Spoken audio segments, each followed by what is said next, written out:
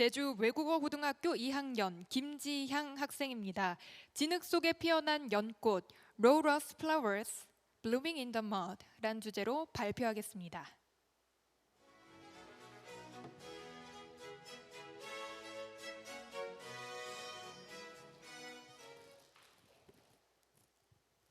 It was 3 years ago at the 4-3 Memorial Hall. My friends and I had set up a booth there to hand out Camellia badges as part of an event in which our school teachers and students were involved to spread awareness on the Jeju 4-3 incident.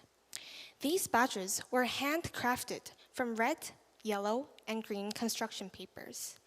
Most were crudely cut with jagged edges and flower petals of uneven sizes. But our desperate aspiration to continue the efforts on raising awareness have been packed into each and every one of the flowers, no matter its shape or size.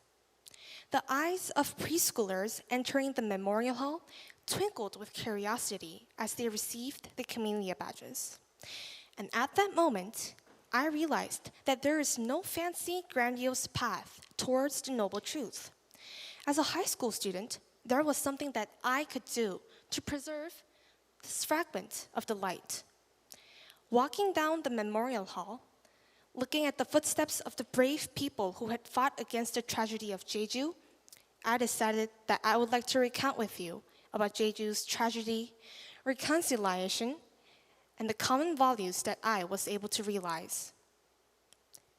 Until now, I had a narrow insight by viewing the dark side of the Jeju 4-3 incident.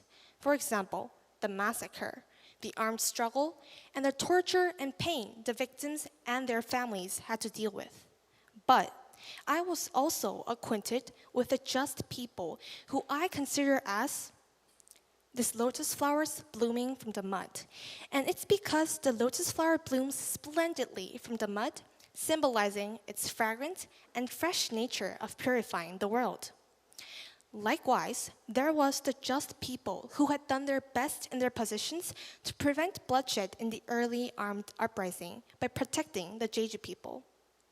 There was Kim Ik-yeol, a regiment commander who had signed the 428 peace deal, which could have saved 25,000 to 30,000 lives if it hadn't been the breakdown.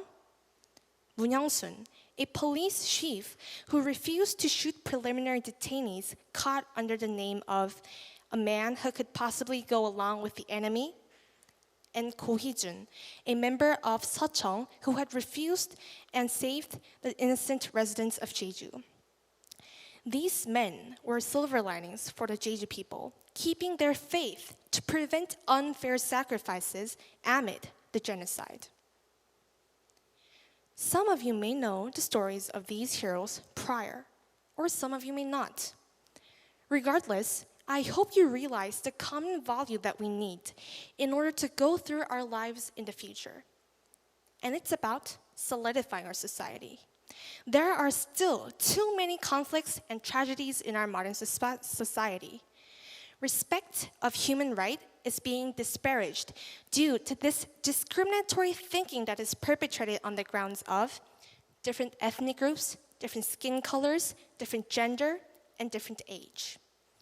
As Korean, we must become an open-minded citizens who know how to understand and acknowledge rather than criticizing, reconciling rather than clashing, trusting rather than doubting, showing respect rather than contempt, and tolerating rather than showing hatred.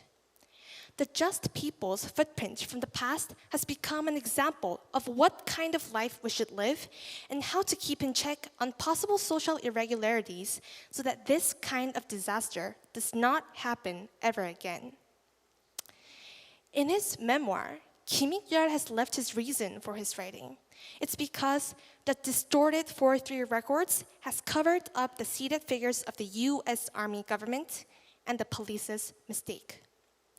We should not forget the fact that there was the just heroes like Kim Ik-yeol, Moon Young-sun, and Ko Hee-jun, because they were the ones who showed the right value standards of life during the 4-3 period and had done their best to secure the Jeju residents.